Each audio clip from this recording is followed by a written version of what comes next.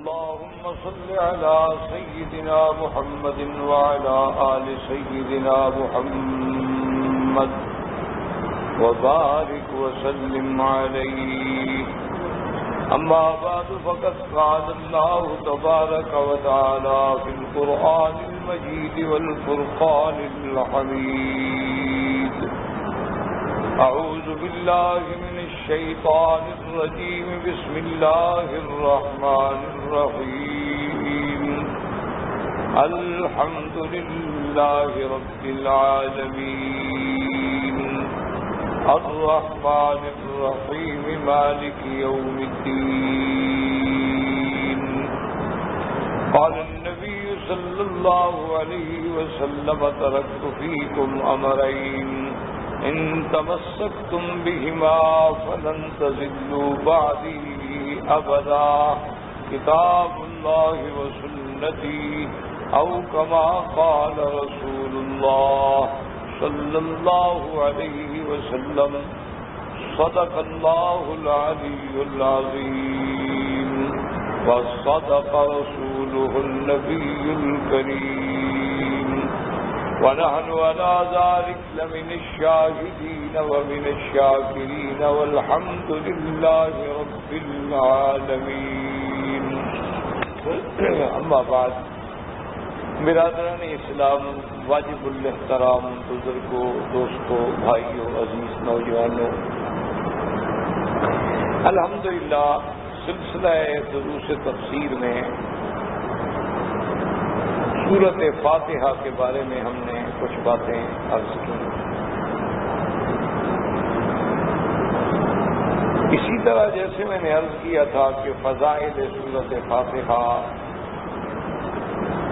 اور سورۃ فاتحہ کے اندر جو دروس اخلاق ہیں، اس کو اصطلاح علماء میں کہتے ہیں تفسیر اخلاقی. سورۃ فاتحہ کی تفسیر باعتبار اخلاق، جن پہ الحمدللہ ہم نے اپنے قدر علم بحث کی، خلق اول، خلق ثانی الی آخر.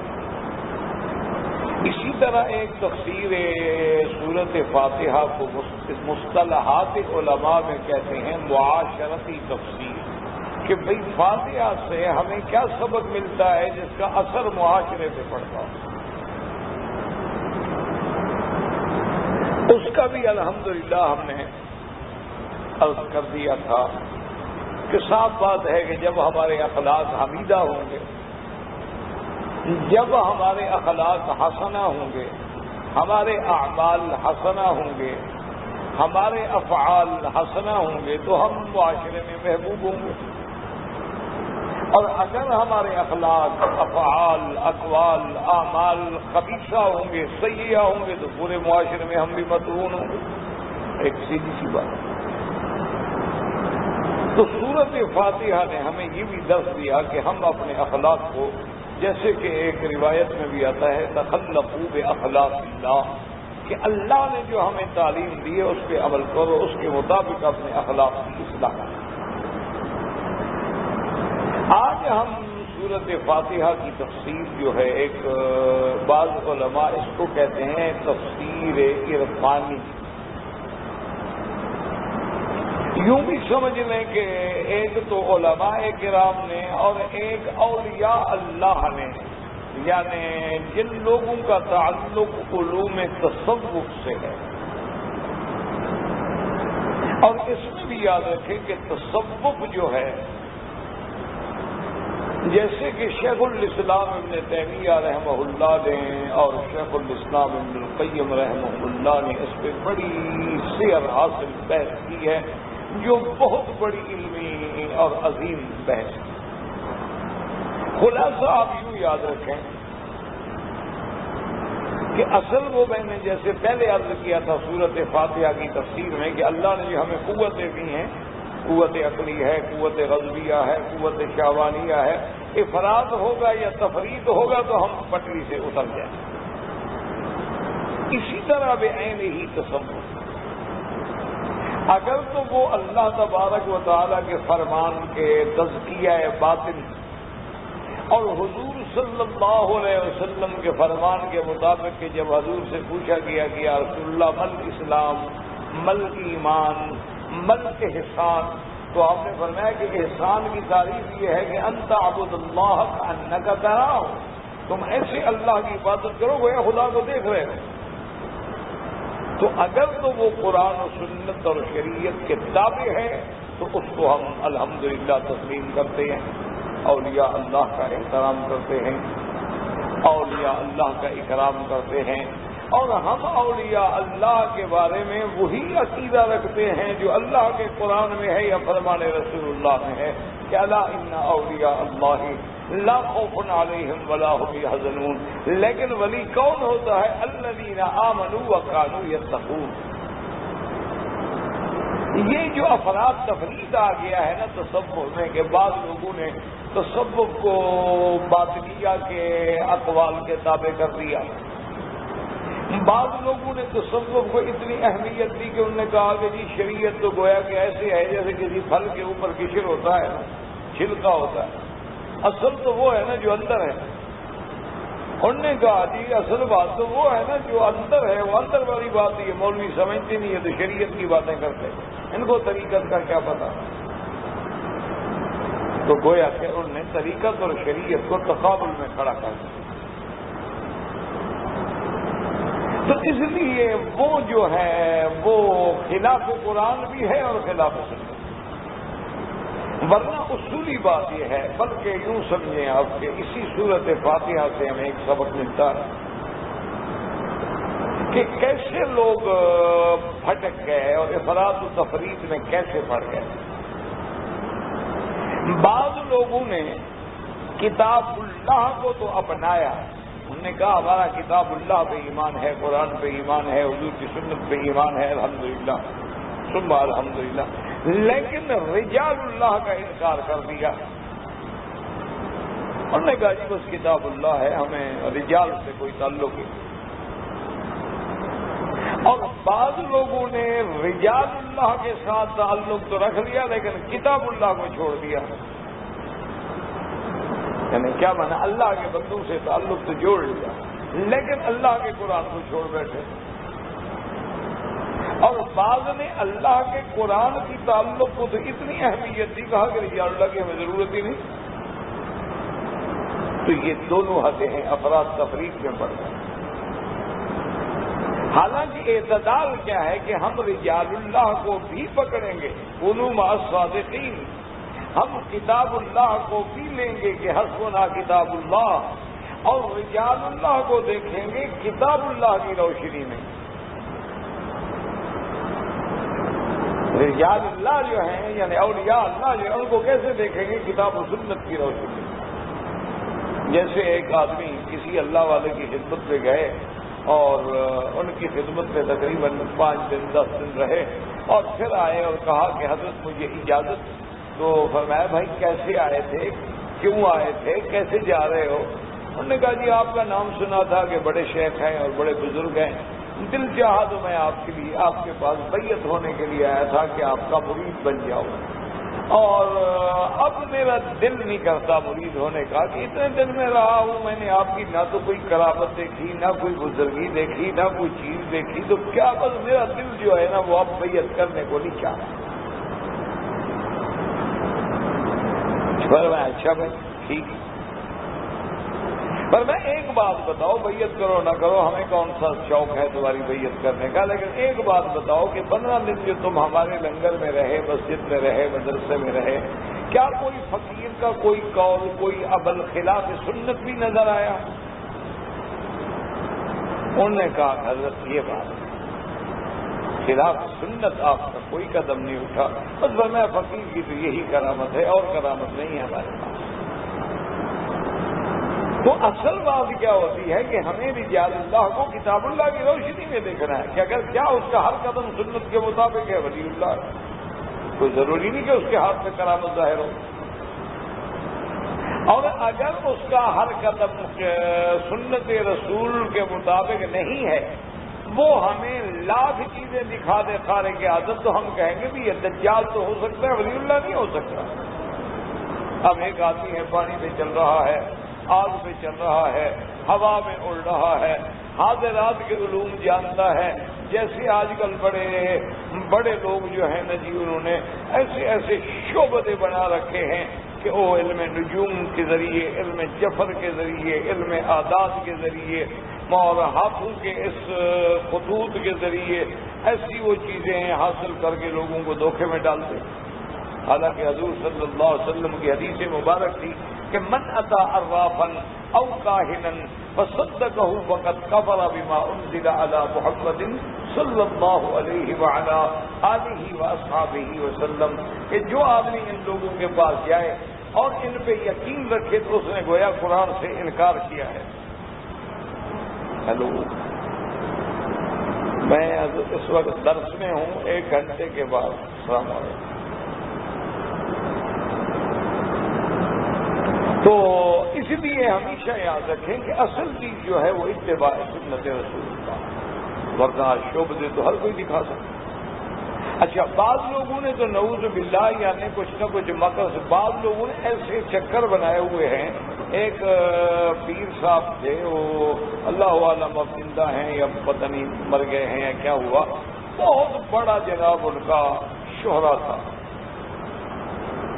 اچھا، وہ حالات انہوں نے کیا بنائے ہوئے تھے کہ انہوں نے اپنے خلفاء سے اور اپنے خادموں سے ایک ایسا طریقہ ان کو پہلے سمجھایا ہوا تھا کہ بھئی جو لوگ میرے پاس صبح آئے نا تعویذات کے لیے، ملنے کے لیے، دعا کے لیے، ان کی لسٹ بناؤ،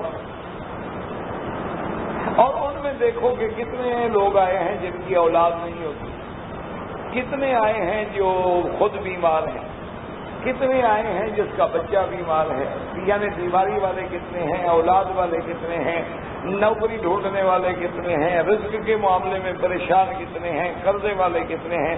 اور پھر پیر صاحب نے ان کو بتلایا تھا کہ بھی اولاد والے جو ہوں تو گیٹ نمبر 1 سے اندر بھیجنا، اور جو بیماری والے ان کو 2 نمبر سے بھیجنا. اب یوں ہی بندہ وہ گیٹ سے داخل ہوتا تھا، دیکھتے اچھا تم بچہ مانگنے آئے ہو، ماشاء اللہ میں یہاں بچے لے کے بیٹھا ہوا ہوں. بس وہ تو آگے پاؤں پڑ کے اسے کہا حضرت تو دروازے گزرتے میرا پتہ لگ گیا ان کو کہ میں بیٹے کے لیے آیا. انہوں نے کہا حضرت اب تو آپ کا دروازہ نہیں چھوڑتا، تو سارا فرار.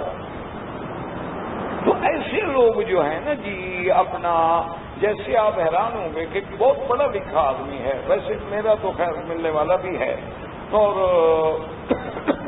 بہت ہی یعنی تعلیم یافتہ قسم کا آدمی ہے، اس نے بڑی کتابیں بھی لکھی ہیں. اس نے اپنا ایک خواب، ایک تو ہوتا ہے نا جی کہ چلو کسی 2 آدمی میں بیٹھ کے بات کی ہو، خواب تقریر میں ہے جس کی باقاعدہ ویڈیو کیسٹ ہے، آڈیو ہے، دنیا جہان میں موجود ہے.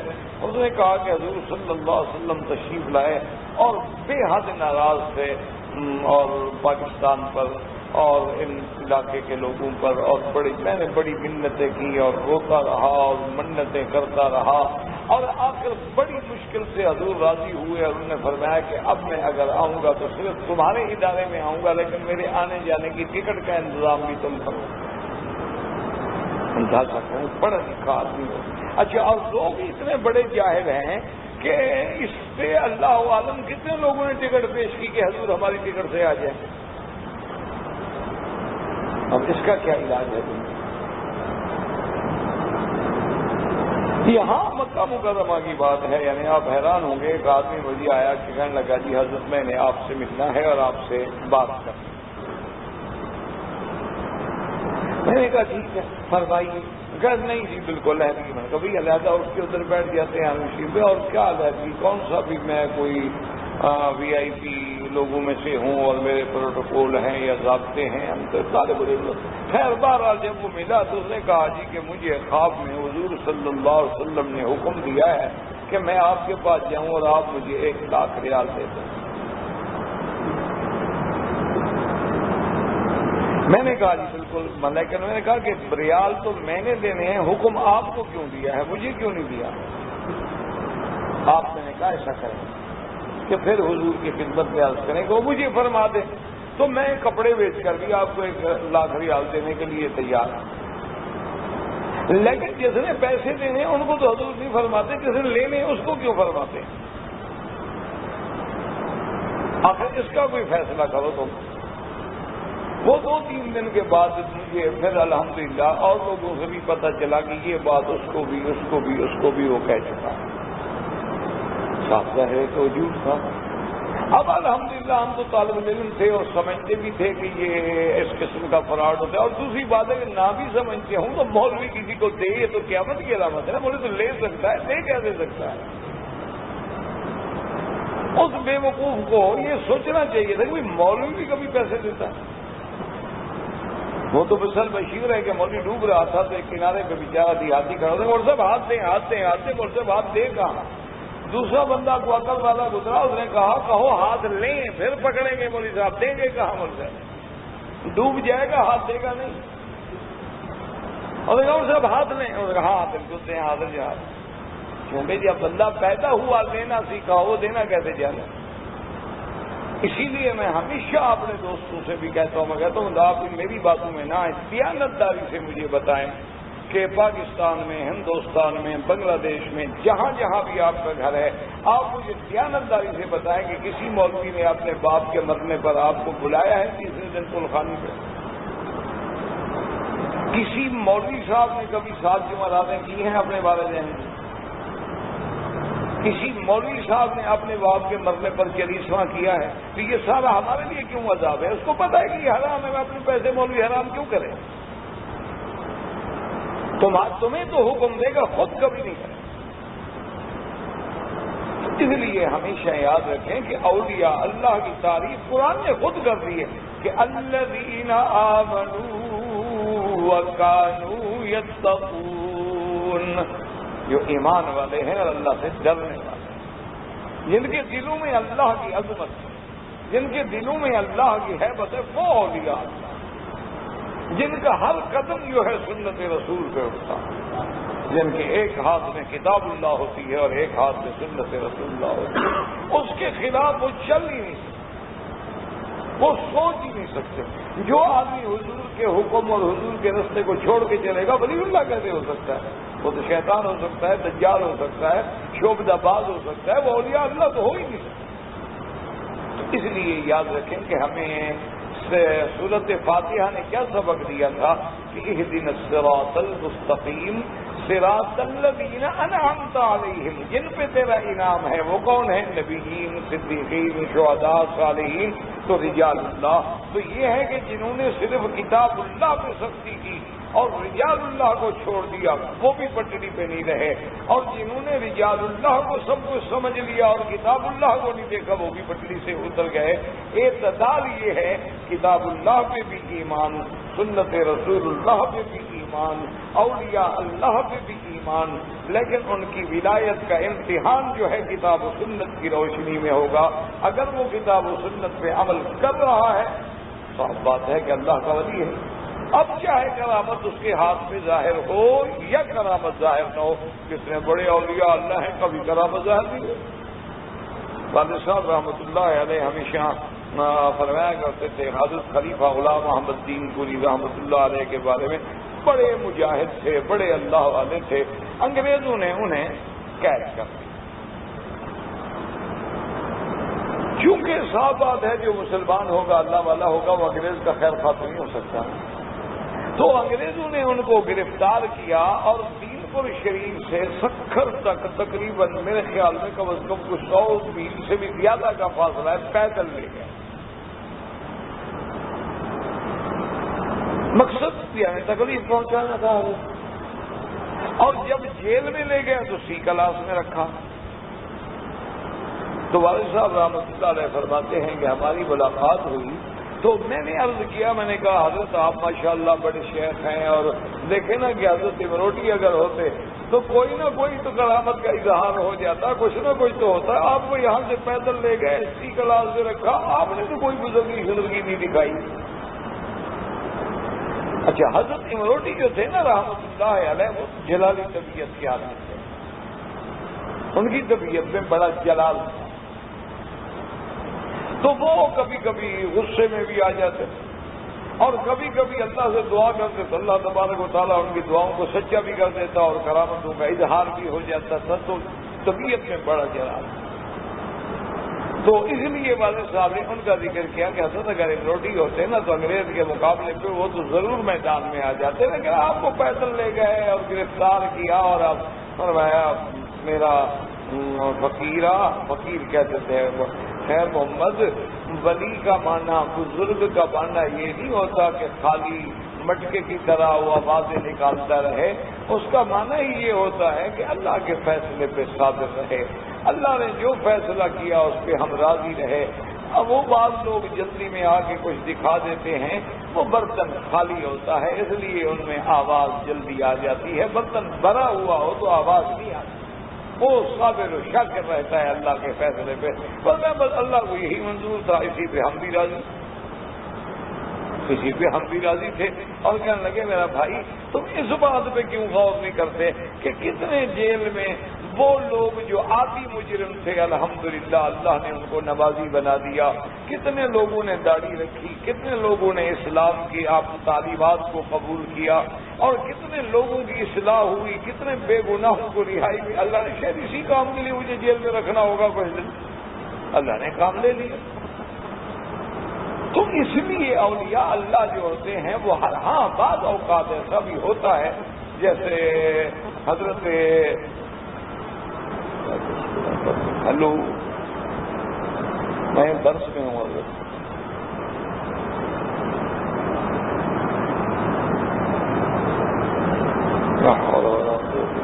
جہاں آرام ہے وہاں عذاب بھی ہے، اچھا ہے کہ بند کر۔ تو اس لیے ہمیشہ یاد رکھیں کہ ورنہ یہ تھے کہ حضرت امروٹی رحمت اللہ علیہ کے بارے میں ہم نے سنا ہے، دیکھا نہیں، بہت اللہ والے تھے اور بڑے موحد تھے، یہ نہیں کہ وہ نعوذ باللہ کو ڈھیلے میلے پیر تھے، بہت موحد مجاہد۔ تو ان کا ایک حضرت کے لنگر میں ایک آدمی تھا جو رہتا تھا اور کام کرتا تھا، تو زمانہ انگریز کا تھا اور اس وقت ہندو اور انگریز کی ایک بہت بڑی طاقت تھی، بہت بڑی قوت تھی۔ تو ایک ہندو بدبخت نے حضور صلی اللہ علیہ وسلم کی شان میں گستاخی کی، سکر کے علاقے میں تقریر میں حضور کی شان میں اس نے گستاخی کی۔ یہ بیچارہ وہاں گیا ہوا تھا، جو سنا جذبات میں آیا جا کر اس کو مار دیا، وہ مر گیا۔ ہندو کا جو بڑا تھا، پنڈت تھا، پادری تھا، کوئی تھا، وہ مر گیا۔ تو اب ان کی تو حکومت ہے، دولت ہے، طاقت ہے، پیسہ، انہوں نے فوراً جناب مقدمات قائم کرائے اور فوری گرفتاری ہو گئی۔ وہ بچہ گرفتار ہو گیا، نوجوان بچہ تھا، وہ گرفتار ہو گیا، وہ جیل میں چلا گیا۔ اچھا خدا کی قدرت یہ ہے، اپنے ماں باپ کا بھی ایک بیٹا تھا۔ اچھا اس کی ماں بھی لنگر کے اندر روٹی پکاتی تھی فقیروں کی۔ تو اب جناب مقدمہ ہو گیا، گرفتار ہو گیا۔ اس کے بعد وہ بوڑھی عورت تھی بیچاری، سندھ کے علاقے کی عورت تھی جس کا وہ بیٹا تھا، تو وہ جناب ہر 2-4-5 دن کے بعد جب حضرت اپنے مسجد سے نماز پڑھ کے نکلتے ہیں جی، وہ آ کے حضرت کے بسو اللہ باپ فرمائے بڑی بڑی بیوقوفی میں باتیں بھی کہتی کہ بس آپ نے میرے بیٹے کو مروایا اور آپ نے میرے بیٹے کو پھنسوایا، اور بڑے پیر بڑے پھرتے ہو اور بڑے مولوی بڑے، اور کوئی نہیں ملا تھا، یہ بڑے بڑے جو سارے بیٹھے ہوئے ہیں، میرے بیٹے حضرت اللہ کی بندی، مجھے پتہ ہی نہیں تمہارے بیٹے نے کیا کیا، میں نے کیسے مروا دیے۔ بہرحال ماں تھی، ماں کے جذبات تھے، اس کا ایک بیٹا تھا۔ چلتا رہا معاملہ، چلتا رہا۔ اللہ تبارک و تعالیٰ کی شان ہے کہ وہ مقدمہ یعنی کورٹ سے بھی سزا ہو گیا اور سیشن کورٹ سے بھی سزا ہو گیا، پھر وہ اپیل ہو گئی، ہائی کورٹ میں معاملہ آ گیا۔ تو اب وہ عورت بیچاری روزانہ روئے حضرت کو کہ حضرت آپ کچھ تو کریں۔ حضرت فرمایا اللہ کی بندی، وکیل شکیل تو کھڑے کیے ہوئے ہیں، اپیلیں کروا رہے ہیں، اللہ خیر کرے گا۔ نہیں حضرت آپ تو یہاں بیٹھے ہوئے ہیں تو خیر کیسے ہو، آپ کوشش کریں نا۔ وہ بیچارے دیہاتی اور خیر حضرت تشریف لے گئے سکر ہائی کورٹ میں۔ ہائی کورٹ کی عمارت کے سامنے جو لان تھا اس میں حضرت جا کے بیٹھ گئے، اور حضرت کی عادت تھی کہ ایسے کپڑا ڈال لیتے تھے گھٹنوں کا بھی، اور یوں کر کے بیٹھ کے تسبیح پڑھتے رہتے تھے جو بزرگوں نے بتایا ہے۔ اور جناب اب وہ ہندوؤں کے بڑے بڑے وکیل مانے ہوئے جو اس زمانے کے اس دور کے بڑے بڑے بیرسٹر تھے، اور اس غریب کی طرف سے تو کوئی بیچارہ عام سا وکیل تھا۔ بہرحال جب وہ بحث ہو گئی تو ہائی کورٹ کے جج نے اس فیصلے کو محفوظ رکھ لیا، کہا کہ بھئی اب یعنی وقفہ جو ہے آرام کا، اس کے بعد اس کا فیصلہ سنایا جائے گا۔ حضرت بیٹھے ہوئے ہیں اور بھی دو چار آدمی بیٹھے ہوئے ہیں۔ اچھا وہ داڑھی والے دور سے نظر آتے ہیں، پگڑی ہو داڑھی ہو تو آدمی دور سے پہچانا جاتا ہے۔ تو وہ وکلاء جو تھے نا، وہ ہندوؤں کے مدعی پارٹی کے جو وکلاء تھے اور پی پی تھا اور لوگ تھے، وہ وہاں سے چلتے ہوئے آئے کہ دیکھو جی، کہتے ہیں آج مولوی اپنا مسلمانوں کا بھی پیر آیا ہوا ہے، دیکھو پتہ نہیں یہ پیر صاحب پتہ نہیں کیا کریں گے، یعنی تنزیہ طور سے دیکھو جی پیر صاحب جو آئے ہیں، بولا پیر صاحب بھی کو مقدمہ لڑے گا۔ مقدمہ تو وکیلوں نے لڑایا، اور پھر یہ تو صاف کیس ہے، 2 اور 2 4 کی طرح صاف کیس ہے، اور اس میں سزائے موت ہونی ہے۔ پتہ نہیں پیر صاحب کو کیا جذبہ چڑھ گیا کہ آج مریدوں کو لے کے آ گئے اور ہائی کورٹ کے سامنے بیٹھے ہیں، تسبیحاں پڑھ کے ہمیں ڈرا رہے ہیں۔ وہ وہاں سے گزرے اور اس طنز کرتے ہوئے وہ جو وکیل تھا ہندوؤں کا، انہوں نے کہا پیر صاحب اور زور سے تسبیح پڑھیں تاکہ آپ کے مرید کو جلدی سزائے موت ہو۔ بس حضرت نے ایسے دیکھا اور فرمایا مانجو تسبیح عرش پہ پہنچی تھا کہ میری فریاد عرش پہ پہنچ گئی ہے، نکل جاؤ بدبخت۔ کتنی دیر میں آواز آئی کہ باعزت بری، ملزم بری ہو گیا۔ میری تسبیح جو ہے عرش پہ پہنچ گئی ہے، میری آواز فریاد اللہ نے سن لی ہے، جاؤ تم دفاع ہو جاؤ۔ اتنی دیر میں آواز پڑی اس مقدمے کی اور جج نے کہا کہ جی باعزت بری۔ وہ سارے وکیل اس کے پاس گئے کہ جج صاحب یہ تم نے کیا کیا؟ اس نے کہا بھی مجھے کس طاقت نے فیصلہ کرے میں نہیں جانتا، اب جو ہو گیا ہے اسی کو رہنے دو، یہ کبھی نہیں ٹوٹے گا یہ فیصلہ، یہ اللہ کی طرف سے ہے۔ میں تو سزائے موت لکھ کے آیا تھا، لیکن کون سی طاقت ہے جس نے میری زبان سے یہ فیصلہ سنوایا کہ باعزت بری؟ اب تو میں یہی کہوں گا جو میں نے سنایا میں اس پہ قائم ہوں۔ تو بعض اوقات اللہ تبارک و تعالیٰ ایسا بھی کر دیتے ہیں، ان کا تو یعنی مشہور تاریخی واقعہ ہے نا، ابھی تک یہ روڈ کی مسجد جو ہے کھڑی ہوئی ہے، ان کی مسجد بالکل سڑک پہ تھی، انگریز وہاں سے نہر گزارنا چاہتے تھے، حضرت اڑ گئے، فرمایا میری مسجد ہی ٹوٹے گی۔ انہوں نے کہا یہ کیسے نہیں ٹوٹے گی، عجیب آدمی، مسجد تو توڑے، ہمیں کیا ضرورت ہے کہ ہم نہر کو اتنی لمبا چکر دیں، ہم سیدھی نہر لے جانا چاہتے ہیں، آپ کو مسجد کے بجائے مسجد بنانا کا نہیں، یہ اللہ کا گھر ہے، اللہ کا گھر نہیں ٹوٹے۔ یہ تاریخی واقعہ ہے سندھ کا، یعنی یہ نہیں بات کہ ایسے کو بچوں کی بات ہو، ابھی بھی وہ نہر کھڑی ہے اور مسجد کھڑی ہوئی ہے۔ وہ جناب انگریز کا دور تھا، وہ تو برداشت کر سکتے تھے کہ ایک مولوی داڑھی والا ہماری مخالفت پہ کمر بستہ ہو، انہوں نے تو فوراً آرڈر کر دیا کہ فوج بھیجو اور اڑا دو ان سب کو، دوڑ دو مسجد کو بھی اڑا دو اور ان داڑھی والوں کو اور ملاؤں کو بھی اڑا دو، سب کو اڑا دو، ختم کر دو، کچل دو۔ یہ ہمارے آرڈر کی خلاف ورزی۔ جب ہم نے کہہ دیا ہے کہ ہم مسجد اور بنا دیں گے، پھر ان کو کیا تکلیف ہے؟ تو وہ کچھ جو وہاں اس علاقے کا کلیکٹر تھا، پہلے کوئی ڈپٹی کمشنر کہلاتے تھے، اس زمانے میں کلیکٹر کہلاتے، کلیکٹر کچھ معقول تھا، انگریز وہ بھی تھا، تو وہ اب اس نے کہا یار ایک دفعہ بات کرنے دو، یہ 2-3 ہزار آدمی کو بلا وجہ مار دیے تھے اور ان کا کیا، ہم ایک گولا پھینکیں گے تو یہ اڑ جائیں گے۔ لیکن پھر بھی وہ چاہے انگریز تھا لیکن انسان تو تھے نہیں، انہوں نے کہا مجھے ایک دفعہ بات تو کرنے دو نا ان کے پیر صاحب سے۔ تو وہ کلیکٹر آیا اور اس نے آ کے ٹائم دیا، حضرت مسجد کے باہر ایک درخت کے نیچے بیٹھے ہوئے تھے، آ کے کہا کہ جی میں آپ کے علاقے کا کلیکٹر ہوں، یہ جو مسجد کا تنازع ہے میں آپ سے ایک بات کہنے آیا ہوں کہ مہربانی کریں اور بلا وجہ ضد نہ کریں، آپ غریب لوگ ہیں، فقیر لوگ ہیں، اہل علم لوگ ہیں، سیدھے سادے لوگ ہیں، اور یہ 2-4 ہزار آپ کا مرید ہے، آپ ان کو کیوں مروانا چاہتے ہیں؟ ہم آپ کو متبادل مسجد بنا کے دیں گے، آپ مہربانی کریں، آپ اس کو ہماری کمزوری نہ سمجھیں کہ ہم آپ کے پاس چل کے آئے ہیں، ہمارے پاس طاقت ہے، آپ کے پاس کیا ہے؟ تو حضرت نے ایسے کیا، فرمایا مانجو ڈا ڈزی بندوق کا اور میں تمہارے پاس تو فائر کرنے والا ایک روک ہے نا، میرے پاس تو 10 فائر کرنے والی طاقت ہے، میرے ساتھ لڑنے آئے ہو؟ اس نے کہا حضرت آپ لڑیں گے کس بات سے؟ یوں اشارہ کیا، فرمایا کتو اندھو ہو جا، تو اس کی دونوں آنکھیں ختم ہو وہ پاؤں پر اور ایک عجیب میں جانوں انگریز گورنمنٹ جانے، آپ کی مسجد نہیں گرے۔ تو پھر میں اچھا میں اللہ سے بھیک مانگوں گا، اللہ تیری آنکھیں واپس کر ہوتے تو کوئی کرامت دکھا دے، آپ نے تو کچھ بھی نہیں دکھایا۔ فرمایا وہ برتن خالی تھا، برتن بھرا ہوا ہو تو نہیں نکلتا، خالی برتن تھا کبھی کبھی نکل جاتے۔ تو بہرحال کہنے کا مقصد یہ ہے میرے کہنے کا کہ ہم اولیاء اللہ پر ہمارا ایمان ہے، لیکن ہم اولیاء اللہ کی کرامتوں پر بھی ہمارا ایمان ہے، کیونکہ قرآن میں موجود ہے قال الذی عنده علم من الکتاب انا آتیک بہ قبل ان یرتد الیک طرفک، لیکن اولیاء اللہ کو ہم دیکھیں گے قرآن و سنت کی روشنی میں۔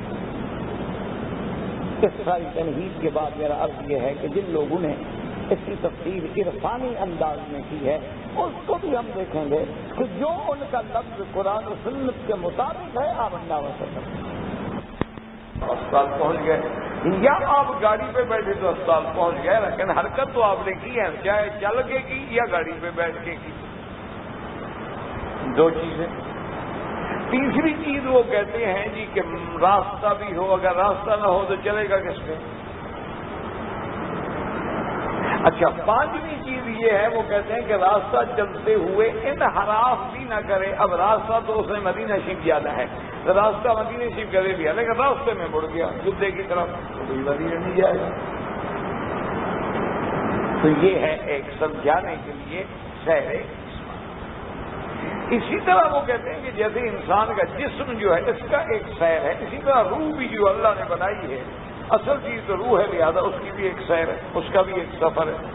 اس کا سفر کیا ہے کہ اس کا اللہ سے تعلق جڑ جائے۔ اچھا، اس کے لیے کیسے؟ اب وہ تو سفر کرتا نہیں، وہ تو امر ربی ہے، اس کو تو کوئی جانتا نہیں کہ روح کیا چیز ہے۔ یہ سنونا کاٹے روح کو روح میں امر ربی، تو اس کا کیسے یہ سیر ہوگی اور کیسے وصول ہوگا اور کیسے وہ منزل پہ پہنچے گا، اس کے بارے میں وہ اپنے علوم کے مطابق ایک مثال دیتے ہیں۔ وہ کہتے ہیں جی کہ اللہ تبارک و تعالیٰ کی ذات تک پہنچنے کا ذریعہ یہ ہے کہ وہ جو درمیان میں حجابات ہیں نا وہ ہٹ جائیں۔ اب حجابات ہٹ جانے کا کیا معنی ہے؟ وہ کہتے ہیں کہ اس کی مثال ایسی ہے جیسے خیمہ ہے۔ اب دیکھیں نا مینا میں، آپ دیکھیں کیسے خیمے بنے ہوئے ہیں ماشاءاللہ، بڑے اچھے خوبصورت ہیں۔ آپ نے پردے گرا دیے، اندھیرا ہو گیا، باہر سورج چمک رہا ہے لیکن اندر کوئی روشنی نہیں کیونکہ حجاب ہے۔ اگر آپ نے حجاب اٹھا دیا اب روشنی آنی شروع ہو گئی۔ آپ نے سارے خیمے کے حجاب اٹھا دیے تو پورا گویا کہ سورج اندر آ گیا، روشنی اتنا ہو گئی۔ وہ کہتے ہیں کہ بے عین ہی انسان کی یہی کیفیت ہے کہ جب تک وہ حجاب نہیں ہٹتے ہیں نا اس کو بھی وہ اللہ کی ذات و صفات کی روشنی نہیں ملتی۔ وہ کہتے ہیں کہ اللہ نے جو فرمایا ہے کہ اللہ ولی الذین آمنوا یخرجہم من الظلمات الی النور، وہ نور ایمان کی روشنی جو ہے وہ مل نہیں سکتی کیونکہ آپ تو پردوں میں ہیں۔ من یرد اللہ ان یہدیہ یشرح صدرہ للاسلام فہو علی نور من ربہ۔ وہ کہتے ہیں وہ نور پہ کیسے آؤ گے؟ درمیان میں تو پردے کھڑے ہیں، نور اندر کیسے آئے؟ اچھا، وہ بھی پردے کس چیز کے، وہ حجابات کیا ہیں؟ وہ کہتے ہیں جی کہ مشہور حجابات جو ہیں وہ 4 ہیں، کیونکہ اصولاً جیسے کمرے میں آپ بیٹھے ہو تو دیواریں تو 4 ہی ہوں گی۔ وہ کہتے ہیں وہ حجابات 4 ہیں۔ اچھا جی، وہ حجابات 4 میں سے کیا ہے؟ وہ کہتے ہیں حجاب، ایک حجاب تو ہے غفلت۔ غفلت جو ہے یہ بھی حجاب ہے، معنی ہے جو اللہ کے ہمیں ذات اور صفات کو سمجھنے نہیں دیتا، اس کی روشنی ہمیں حاصل نہیں ہوتی کیونکہ پردہ ہے غفلت کا۔ اسی لیے وہ کہتے ہیں کہ اللہ نے قرآن میں فرمایا ہے، کافروں کی مثال دی کہ لہم قلوب لا یفقہون بہا ولہم اعین لا یبصرون بہا، کہ ان کے دل تو ہیں لیکن سمجھتے نہیں، اور ان کے آنکھیں تو ہیں دیکھتے نہیں، اور کان تو ہیں سنتے نہیں۔ اولئک کالانعام بل ہم اضل، یہ تو بالکل جانوروں کی طرح ہے بلکہ ان سے بھی گم کرتا ہے۔ اولئک هم الغافلون، کہتا ہے کہ یہ غافل، وہ کہتے ہیں یہ حجاب غفلت کا پردہ ہے، کہ جب آدمی غفلت میں پڑا ہوا ہے، دنیا کے لہو و لعب میں پڑا ہوا ہے، تو وہ تو اس طرف سے غافل ہے، تو جب ہے غافل تو منزل کیسے ملے؟ وہ کہتے ہیں جب تک غفلت کا پردہ نہ ہٹے تو وہ نور ایمان کی روشنی کیسے آئے؟ یہ ہے حجاب غفلت۔ اسی طرح وہ کہتے ہیں کہ حجاب جہل، حجاب جہالت، وہ کہتے ہیں جہالت جو ہے یہ بھی بہت بڑا حجاب ہے، یہ بھی مانے۔ کیسے؟ اس کی مثال یہ ہے کہ آپ سڑک پہ جا رہے تھے، سڑک پہ ایک ڈائمنڈ کا 10 کیرٹ کا ایک موتی پڑا تھا، لیکن آپ اس کو جانتے نہیں، سمجھتے نہیں کہ یہ ڈائمنڈ ہے، آپ کو پتا، آپ سمجھے پتہ نہیں کوئی چمکتا ہوا پتھر ہے، پتہ نہیں کوئی شیشے کا ٹکڑا ہے، کیا ہے۔ تو جب آپ جائیں گے تو آپ چلے جائیں گے، کیئر ہی نہیں کریں گے۔ اور اگر آپ کو پتا ہو کہ یار یہ تو ڈائمنڈ ہے، تو ہیرا ہے، تو پھر آپ جائیں گے، اس کو اٹھائیں گے، حفاظت سے رکھیں گے، اور راستے سے ڈاکوؤں سے بچائیں گے کہ کہیں ایسا نہ ہو کہ مجھے ڈاکو پڑ جائیں اور لوٹ جائیں، تجھے تو اللہ نے ڈائمنڈ دے دیا۔ تو مانا یہ ہے کہ جب وہ جہالت کا پردہ ہٹے گا تو پھر وہ جا کر اس چیز کی آپ کو قدر ہوگی، تو پھر آپ اس کو حاصل کرنے کی کوشش کریں گے۔ کہتے ہیں دوسرا پردہ جو ہے وہ ہے حجاب جہالت۔ تیسرا پردہ کیا ہے؟ اس کو کہتے ہیں حجاب رسم۔ یہ ان کی اصطلاحات ہیں۔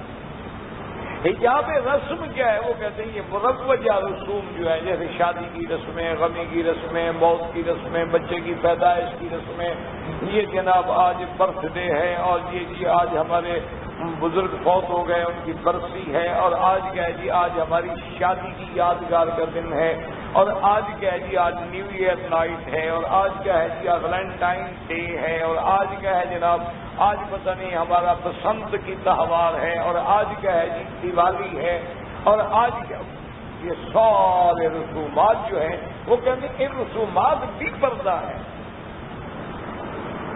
کیونکہ رسومات کہتے ہیں وہ کہتے ہیں کہ جس میں قوانین مروجہ ہیں، اور انسان قوانین الہیہ کتابیں ہیں، قوانین مروجہ کتابیں نہیں۔ تو جب ہم قوانین مروجہ میں الجھ گئے تو قوانین الہیہ سے خود بخود پردہ ہو گئے۔ کہ آج دیکھ رہے نا جی، بڑے سے بڑا آدمی ہو، نمازی ہو، سب پہ اول میں نماز پڑھتا ہو، لیکن شادی کا موقع آ جائے وہ بھی رسموں میں انشاءاللہ سب سے آگے ہوگا۔ یعنی بڑا نیک آدمی، اچھا آدمی، نمازی، باقاعدہ پرہیزگار، اللہ سے ڈرنے والا، قرآن پڑھتا ہے، تلاوت کرتا ہے، لیکن بیٹے کی شادی ہو تو وہ مہندی کی بھی رسم ہوگی، سہرے کی بھی رسم ہوگی، گھوڑے پہ بٹھانے والی بھی رسم ہوگی، ہاتھ میں لوہے کا بیت پکڑانے والی بھی رسم ہوگی، اس کے جناب سرخ دھاگے باندھنے کی رسم بھی ہوگی، اور بیگم کے بستر کے نیچے چھری رکھنے کی رسم بھی ہوگی، اور جناب پتہ نہیں کیا کیا اللہ کے عذاب ہوں گے، وہ سارے کرے گا۔ کہہ گا یعنی ایک بیٹا ہے جی برادری نہیں مانتی، مولوی صاحب آپ بھی سچ کہتے ہیں، ہے سارا خلاف شریعت، لیکن کیا کروں برادری نہیں مانتی۔ اب برادری یاد آ جائے گی، شریعت ختم۔ یہاں دیکھ رہے ہیں بڑے سے بڑے جو دعویٰ کرتے ہیں کہ ہم حدیث پہ عمل کرتے ہیں، یہ 4-4 لاکھ کا جو شادی گھر کرائے پہ لیتے ہیں، یہ بھی حدیث کا حکم ہے۔ حدیث کا حکم صرف نماز کے لیے رہ گیا یا مسواک کے لیے رہ گیا یا ٹانگیں کتنی کھلنی چاہیے؟ شادی گھروں میں یہ جو بلال کی مسجد جتنے میلاد والے حکم رکھے ہوئے ہیں، یہ بھی کوئی شریعت میں شامل ہے؟ باقاعدہ مطربہ آتی ہیں، مغنیاں آتی ہیں۔ میں اگر اخبار میں پڑھ رہا تھا کہ ایک دلہن کا جو فستان تیار کیا گیا اس پہ 40,000 ریال لگائے، لیکن اب بھی وہ دلہن مطمئن نہیں، وہ کہتی ہے ابھی بھی ٹھیک نہیں۔ یہ بھی سنت میں شامل ہے۔ کہ بھی آپ جا کے وہ کہیں گے جی اللہ کی نعمتوں کا اظہار ہونا چاہیے. اگر دوسرا اظہار کرے پھر کیوں گرتے ہو؟ پھر دوسروں کو بھی اظہار کرنے دو نعمتوں کا. یہ کیا بات ہوئی کہ بھی اگر رسم آ جائے تو پھر سب جائز ہو جائے اور ہماری شریعت اور ہمارا عمل بالحدیث صرف محدود ہو جائے نماز روزے کے لیے، باقی ختم. یعنی آج کوئی مائی کا لال ہے جو جرت کر کے یہ بتا سکے کہ حضور کے گھر میں کنف تھے، سرکار دو عالم کے گھر میں پردے لٹکائے جاتے تھے، سرکار دو عالم کے گھر میں وال ٹو وال کارپیٹ بچھا ہوتا تھا، سرکار دو عالم صلی اللہ علیہ وسلم کے بیڈ روم اور ڈرائنگ روم اور ڈائننگ روم اور جناب پتہ نہیں ریسٹ روم اور پتہ نہیں کلاس روم اور پتہ نہیں کیا کیا روم، یہ سارے تقسیمات شریعت اور بالکل سنت کے مطابق ہیں. بس ایک بات ہے، بات کہنے کے لیے وہ بھی کہتے ہیں، ہم بھی کہتے ہیں، جہاں تک چلتی ہے ہم کہہ دیتے ہیں ہمارا عمل سنت پہ ہے. جہاں عورتوں کا مسئلہ آ جائے ساری ہماری سنتیں رہ جاتی ہیں. وہی ہوگا جو عورت کرے، جو کر دیا ہے زور لگا لیں، فیصلہ وہی ہوگا جو عورت کرے. مثلا آپ کو اللہ نے بیٹا دیا ہے، بیٹی دی ہے، اگر بیوی چاہتی ہے نا کہ اس کے رشتہ داروں میں رشتہ ہو، آپ الٹے لٹک جائیں وہی رشتہ ہو، آپ کے رشتہ داروں میں نہیں ہو سکتا. شرط لگا اگر ہوگا تو آپ کو جینے نہیں دے گی انشاءاللہ، نہ آپ کو، نہ رشتہ داروں کو، نہ بیٹے کو، نہ بہو کو. پھر کبھی اسٹوو پھٹ جائے گا، کبھی گیس کا برنر بھول کے کھلا رہ گیا تھا اور بیچاری کو آگ لگ گئی، جل گئی غریب، اور کبھی وہ جناب انشاءاللہ چھت سے گر پڑے گی، کپڑے لٹکانے گئی تھی دھوپ میں، پاؤں پھسل گیا. اس کا نہیں پھسلا جو 90 سالہ بوڑھی بیٹھی ہے، پھسلا 16 سال کی لڑکی کا. یہ عزیز ساری باتیں ہیں، شریعت پہ چلنے والے بہت کم ہیں، الا قلیل من عبادی الشکور، باقی صرف ہمارے دعوے ہیں. تو اس لیے وہ کہتے ہیں جی کہ یہ ہے حجاب رسم، کہ مروجہ رسوم میں الجھنے کے بعد ہم احکام الہیہ سے ہٹ جاتے ہیں تو پردہ آ گیا نا درمیان. اس کو کہتے ہیں حجاب رسم. اسی طرح ایک پردہ ہے، اس کو کہتے ہیں حجاب الخوف والرجاء من دون اللہ. یہ ایمان کا معنی یہ تھا کہ خوف اور امید صرف اللہ سے ہو، الایمان بین الخوف والرجاء، لیکن اللہ کے سوا اس نے غیروں سے ڈر اور غیروں سے امیدیں لگا رکھی ہیں. کہیں فکر نہ کریں، میرے مرشد کر دیں گے سب کچھ، وہ حضرت کا بڑی پہنچ ہے، اور اگر میں نے پیر کی جھوٹی قسم کھائی نہ بس تباہ ہو جاؤں گا. اللہ کی 10 قسمیں کھلوا تو کھا جائیں گے، پیر کی نہیں کھائیں گے. وہ ایک مثال مشہور ہے نا جی، ایک تھانے دار کے پاس فیصلہ آیا تو مسئلہ آ گیا قسم پہ، تو تھانے دار نے اس سے کہا، اس ملزم سے، کہ بھی تم قرآن شریف پر ہاتھ رکھ کے یا قرآن اٹھا کے سر پہ رکھ کے قسم کھاؤ گے کہ تم بے گناہ ہو؟ اس نے کہا جی بات یہ ہے کہ مجھے پہلے قرآن دکھاؤ، میں تو قرآن جانتا ہی. تو تھندار نے کسی سے کہا مسجد سے قرآن لیا، اس کا یہ 10 رکھ لو سر، یہ تم 10 بار. تھندار سمجھ گیا، وہ تھندار ہوتے ہیں نا پولیس والے، وہ بھی تو مزاج جانتے ہیں. انہوں نے کہا یہ بدبخت اس کو نہ تو وہ قرآن پر ایمان ہے نہ یہ قرآن سمجھتے. کہتے یہ تم یہ وزن دیکھ رہا ہے، وہ کہتے یہ تو 10 روپے اٹھا دوں گا. تو اس نے کہا کہ دیکھو بھائی قرآن شریف ایسے نہیں اٹھایا جاتا، قرآن شریف کو رکھا جاتا ہے رحل پر، اور ریل کے بغیر قرآن کیسے؟ بدبخت تمہیں ہاتھ لگانے دوں میں قرآن کو، قرآن رکھوں گا ریل سے، تمہیں ریل کے ساتھ اٹھانا ہوگا. اس نے کہا جی ریل دکھاؤ. اس نے کہا لے جاؤ اس کو کنویں پر جو راہٹ چل رہا ہے وہ دکھاؤ. وہ لے گئے وہاں کا، لگا جی یہ تو نہیں اٹھا سکتا، پھر میں چوری مان لیتا ہوں. یہ تو بہت بھاری ہے حضرت، یہ نہیں ہو سکتا، یہ تو مر جاؤں گا. پھر میں مان لیتا ہوں کہ میں چوری کی ہے. تو جب یہ عالم ہو تو ان لوگوں کو کیسے بات سمجھ آئے کہ اس لیے یعنی آپ ان کو کہیں کہ اللہ کی قسم کھاؤ، کہے گا جی بالکل اللہ کی 100 دفعہ قسم کھاتا ہوں. کہو بھائی اپنے آنکھوں پہ ہاتھ رکھو، نہیں آنکھوں پہ ہاتھ نہیں رکھتا جی، اندھا ہو جاؤں. اچھا بیٹے کے سر پہ ہاتھ رکھ کے قسم کھاؤ، کہے گا نہیں جناب ایک ہی میرا بیٹا ہے، میں بیٹے کی نہیں قسم کھاتا، نقصان برداشت کر لوں گا، بیٹے کی قسم نہیں کھاؤں گا. اچھا جناب یہاں بیٹھے ہو تمہارے دکان پہ، نہیں جناب یہ رزق کا اڈا ہے جناب، رزق کے اڈے کی جھوٹی قسم کھا لوں کل کو رزق بند ہو جائے، چلو یار چھوڑو اپنے مرشد کی قسم کھا لو گا، نہیں حضرت مرشد بڑا ڈٹ ہے، ہم نے جھوٹی قسم کھائی نا تو ایسی کہانی لگے گی کہ میرا خاندان ہی تباہ ہو جائے گا۔ تو اب مانا یہ ہے کہ غیر اللہ سے زیادہ ڈر رہا ہے، اللہ کی کہتے جتنی مرضی ہے کہ اس میں کھلا دو۔ یہ وہ حجاب ہے کہ امیدیں بھی غیر سے ہیں اور خوف بھی غیر سے، تو اس لیے وہ حضرات یہ کہتے ہیں اپنے مصطلحات علمیہ میں، وہ کہتے ہیں کہ جناب جب تک یہ حجابات نہیں ہٹیں گے اس وقت تک آدمی نور ایمان کی روشنی کو حاصل نہیں کر سکتا، کیونکہ میں نے عرض کر دیا تھا نا کہ روشنی آئے کہاں سے جب آپ نے پردے ڈالے ہوئے۔ آپ دیکھیں نا دن کو سوتے ہیں پردہ کھینچو بھائی، دروازے کے آگے پردہ کھینچو بھائی، کھڑکی کے آگے پردہ کھینچو بھائی، دروازہ بند کر دو جی اور سب کچھ بند کر دو تاکہ روشنی نہ آئے، اندھیرا ہو اور میں سکون سے سو سکوں۔ وہ کہتے ہیں کہ جب تم نے غفلت کا پردہ ڈالا ہوا ہے، جہالت کا پردہ ڈالا ہوا ہے، رسم و رواج کا پردہ ڈالا ہوا ہے، غیر اللہ سے خوف و رجا کا پردہ ڈالا ہوا ہے، تو تمہارے دل کے اندر یہ نور ایمان کی روشنی داخل کہاں ہو؟ لیکن اب وہ سمجھیں کہ یہ ساری باتیں سورت فاتحہ سے کیسے سمجھیں؟ تو وہ کہتے ہیں کہ جب ہم پڑھتے ہیں نا الحمدللہ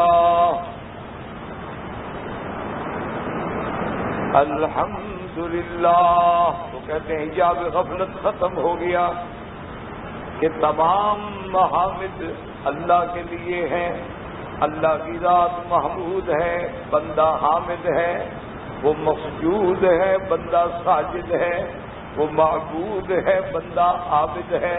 تو کہتے ہیں اب غفلت سے نکل گیا، اس کو پتہ لگ گیا کہ سارے محامد، سارا حمد، ساری تعریفیں، ساری ثنا، ساری مدح، ساری صفت کس کے لیے ہے؟ اللہ کے لیے ہے۔ اب غفلت سے نکل آیا، جاگ گیا۔ اب غفلت سے نکل کے اب دوسرا پردہ ہم نے کون سا ہٹانا تھا جہالت کا، تو وہ کیسے ہٹے گا کہ اللہ کی معرفت حاصل ہو، اللہ کی ذات کا علم ہو، اللہ کی صفات کا علم ہو، احکام کا علم ہو، افعال کا علم ہو۔ تو اب جب ہم پڑھیں گے الحمدللہ رب العالمین، تو رب العالمین میں ربوبیت عامہ کہ وہ سب کا رب ہے، وہ تمام جہان والوں کا رب ہے، سب کو پالنے والا ہے، انسانوں کو، مخلوق کو، حیوانوں کو، مومن کو، کافر کو، رب العالمین۔ تو ربوبیت عامہ کا ہمیں پتہ لگا، پھر ہم نے کہا الرحمن، رحمت عامہ کا پتہ لگا کہ اس کی رحمت دنیا میں مومن کے لیے، کافر کے لیے، اپنے کے لیے، بیگانوں کے لیے، ماننے والوں کے لیے، شرک کرنے والوں کے لیے، سب کے لیے اس کی رحمت ہے الرحمن۔ الرحیم، رحمت خاصہ کا پتہ چلا کہ آخرت میں اس کی رحمت صرف ایمان والوں کے لیے، مومنین کے لیے ہوگی۔ رحمان الدنیا و رحیم الآخرہ، ہمیں ربوبیت عامہ کا علم ہوا، ہمیں اس کی رحمت عامہ کا علم ہوا، ہمیں اس کی رحمت خاصہ کا علم ہوا۔ اس کے بعد ہم نے کہا مالک یوم الدین، جب ہم نے مالک یوم الدین کا تو ہمیں اس کی عدالت الہیہ کا علم ہوا کہ یوم الجزا کا مالک اللہ ہے، فیصلے کرنے والا اللہ ہے، سزا و جزا کا مالک اللہ ہے۔ تو اب ہماری جہالت کے پردے ہٹ گئے کہ ہمیں ربوبیت عامہ کا بھی پتہ چل گیا، رحمت عامہ کا بھی پتہ چل گیا، رحمت خاصہ کا بھی پتہ چل گیا، عدالت الہیہ کا بھی پتہ چل گیا۔ اب ہمارا غفلت والا پردہ ختم، جہالت والا پردہ ختم۔ اب جناب باقی پردہ رہ گیا رسم و رواج والا۔ جب ہم نے پڑھا ایاک نعبد، تیری ہی عبادت کرتے ہیں، تو ہم نے یہاں رسمیں بھی چھوڑ دی. ہم تو وہی کریں گے جو اس کی رضا ہوگی, اسی کی عبادت ہوگی, اسی سے مانگنا ہوگا, اسی کے آگے جھکنا ہوگا, اسی کے لیے رکوع ہوگا, اسی کے لیے سجود ہوگا. تو یہ سبق ہمیں ایاک نعبد سے ملا ہے. جب معبود وہ ہے, معبود برحق وہ ہے, اور یہاں ایاک بھی مقدم ہے, حصر کا فائدہ دے رہا ہے. کیا مانا؟ صرف تیری ہی عبادت کریں گے. جب تیری ہی عبادت کریں گے تو حکم بھی تیرا, عبادت بھی تیری, فرمان بھی تیرا. تو معبود, میں تیرا عابد, تو مسجود, میں تیرا ساجد. اب وہ رسم و رواج بھی ختم ہو گئے, کیونکہ جو لوگ ہمیں کہیں گے یہ کرو, ہم کہیں گے نہ یہ تو اللہ کے فرمان کے خلاف ہے. اب آ گیا پردہ رسم والا بھی ختم ہو گیا, باقی پردہ رہ گیا رجاء و خوف والا, کہ اللہ کے سوا کسی غیر سے ڈرنا یا اللہ کے سوا کسی غیر سے امیدیں کرنا. جب ہم نے پڑھا ایاک نستعین, تجھ ہی سے مدد چاہتے ہیں, تو مدد دینے والا اللہ, نفع نقصان کا مالک اللہ. تو اب ہماری امیدوں کا مرکز بھی اللہ, ہمارے خوف کا مرکز بھی اللہ. اب ہمارا ایمان بین الخوف والرجاء آ گیا, من دون اللہ سے کٹ گئے, اللہ کے ساتھ جڑ گئے. کیوں؟ ہم نے اقرار کر لیا ہے ایاک نستعین. اب سارے پردے ہٹ گئے, پردہ غفلت بھی ہٹ گیا, حجاب جہالت بھی ہٹ گیا, حجاب رسم و رواج بھی ہٹ گیا, حجاب خوف و رجاء بھی ہٹ گیا. جب سارے پردے ہٹ گئے, اب روشنی آنی شروع ہو گئی. جب روشنی آئی تو اللہ نے ہمیں سکھایا مانگو. ہم نے کہا اہدنا الصراط المستقیم, یا اللہ ہمیں صراط مستقیم کی ہدایت فرما دے. میرا اللہ, اچھا صراط مستقیم مل گئی ہے, اب ہمیشہ اس پہ کیسے رہیں؟ اللہ نے فرمایا یہ بھی فاتحہ سے سیکھ لو. صراط الذین انعمت علیہم, صحبت صالحین اختیار کر لو, صحبت انبیاء اختیار کر لو, صدیقین کی صحبت اختیار کر لو, صالحین کی صحبت اختیار کر لو. غیر المغضوب علیہم ولا الضالین, مردودین کا رستہ چھوڑ دو, صدیقین کا رستہ اختیار کرنا, مردودین کے رستے کو چھوڑ دینا. اور صراط مستقیم پہ تو ہم پہلے آ گئے تھے, اب وصول منزل جو ہے وہ آسان ہو جائے گا. اب براہ راست اس مقام پہ پہنچ جائیں گے آپ کہ ان تعبد اللہ کأنک تراہ فإن لم تکن تراہ فإنہ یراک. تم نماز میں ایسی عبادت کرو گویا اللہ کو دیکھ رہے ہو. اور حضور نے فرمایا اگر اس مرتبے پہ نہ پہنچو تو کم از کم اس مرتبے پہ تو پہنچو کہ اللہ ہمیں دیکھ رہا ہے. تو اب جب آپ نے سورۃ فاتحہ کا تعلق بھی نماز سے, ان تعبد اللہ کأنک تراہ, اس کا تعلق بھی نماز سے, قرۃ عینی فی الصلاۃ, آنکھوں کی ٹھنڈک بھی نماز میں, اور ہر نماز میں سورۃ فاتحہ. تو ہمیں اس سے یہ سبق ملا, جب سارے حجاب ہٹ جائیں گے اب ہم کہاں آئیں گے؟ فَهُوَ عَلَىٰ نُورٍ مِّن رَّبِّهِ, اور وہ نور کون سا ہوگا؟ فرمایا انزلنا الیک نورا مبینا. میرا مدنی, ہم نے جو قرآن بھیجا یہ نور ہے. اب ہم فاتحہ پڑھ رہے ہیں تو نور ہے. جب نور میں آ گئے اندھیروں سے نکل آئے, بھٹکنے سے بھی بچ گئے, ٹھوکروں سے بھی بچ گئے, کسی غار میں گرنے سے بھی بچ گئے, جہنم کے گڑھے میں جانے سے بھی بچ گئے. اس لیے علماء کرام نے سورۃ فاتحہ کی بڑے انداز میں تفسیریں بیان کی ہیں. اور اس کا مطلب کیا ہوتا ہے کہ کسی طرح تیرے دماغ میں اللہ کی عظمت بیٹھ جائے, اللہ تبارک و تعالیٰ کے کمالات الہیہ بیٹھ جائیں. اب آپ اندازہ کریں کہ ہمیشہ نماز میں آپ پڑھتے ہیں الحمدللہ, تو جب یہ ساری باتیں آپ کے دماغ میں ہوں گی, آپ جب کہیں گے الحمدللہ, تو اب آپ کے پڑھنے کی لذت ہی اور ہوگی. اب آپ کو پتہ لگے گا یار الحمدللہ میں تو کیا کیا باتیں، رب العالمین میں کیا کیا باتیں ہیں، الرحمن الرحیم میں کیا کیا باتیں ہیں. تو اس لیے علماء نے قرآن پاک کی اس تفسیر کو، قرآن پاک کی اس صورت مبارک کے بیان کو بڑے انداز میں کھولا ہے تاکہ بندے کے دماغ میں پہنچے کہ آخر وجہ کیا ہے کہ اللہ نے اس صورت کو ہمارے لیے ہر نماز میں لازم کر دیا ہے کہ ہر نماز میں پڑھو. نماز فرض ہے تو فاتحہ ہے، واجب ہے، سنت ہے، نفل ہے، کوئی نماز ہے حتیٰ کہ کوئی نماز بغیر فاتحہ کے ہو نہیں سکتی، جہری ہے، سری ہے، سب نمازوں میں فاتحہ ہے.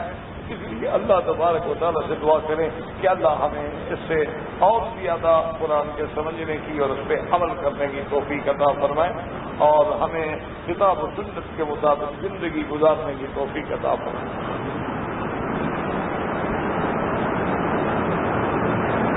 میرا بیٹا ابھی 8 مہینے کا ہے. جب مدینے سے ہم واپس آئیں تو اس کا بھی احرام باندھنا ہوگا یا آپ کی مرضی پہ ہے؟ اس کے لیے کوئی شریعت میں حکم نہیں، کوئی تکلیف نہیں جب تک کہ بچہ بالغ نہ ہو. لیکن اگر آپ کا اس کی بھی نیت کر رہے تو مفت میں آپ کو ثواب ملے گا، اس کا بھی عمرہ لکھا جائے گا. اس کے چونکہ ایک صحیح حدیث مبارک میں ہے کہ ایک بیوی نے اپنا دودھ پیتا ہوا بچہ ایسے پکڑا دونوں ہاتھوں سے اور حضور کے سامنے کہ الہذا حج یا رسول اللہ، کیا میرے اس بچے کا بھی حج ہوگا؟ فرمایا نعم ولک اجر، اس کا بھی حج ہوگا، تو یہ ثواب بھی تو ہوگا تو اٹھا کے جو کر رہی ہے. اسی لیے فقہا کہتے ہیں کہ ماں نے 8 مہینے کے بچے کو چھوڑ تو نہیں آنا، لازمی بات ہے کہ اٹھانا ہے. جب اٹھانا ہے تو اس کی نیت کر لو تاکہ اس کا اجر بھی ملے، تمہیں ثواب بھی ملے اور اس کے لیے انشاءاللہ اس کے لیے بھی عمرہ لکھا جائے. تو اللہ تبارک و تعالیٰ سے اگر ایک ثواب مفت میں مل سکتا ہے تو پھر کیوں نہ لیا جائے؟ آتا تکلیف کیا ہے ہمیں؟ اس پر کوئی پابندی نہیں کہ آپ نے اس نے احرام کی پابندی نہیں کی، تو بچہ ہے، معصوم ہے. صرف ہم نے اس کی نیت کرنی ہے. احرام کی شکل بناؤ نہ بناؤ تب بھی نیت کر لو. ربنا تقبل منا انك انت السميع العليم وتب علينا انك انت التواب الرحيم وصلى الله تعالى على خير خلقه سيدنا محمد وآله وصحبه اجمعين. اللهم صل على سيدنا محمد وعلى ال سيدنا محمد كما صليت على ابراهيم وعلى ال ابراهيم في العالمين انك حميد مجيد.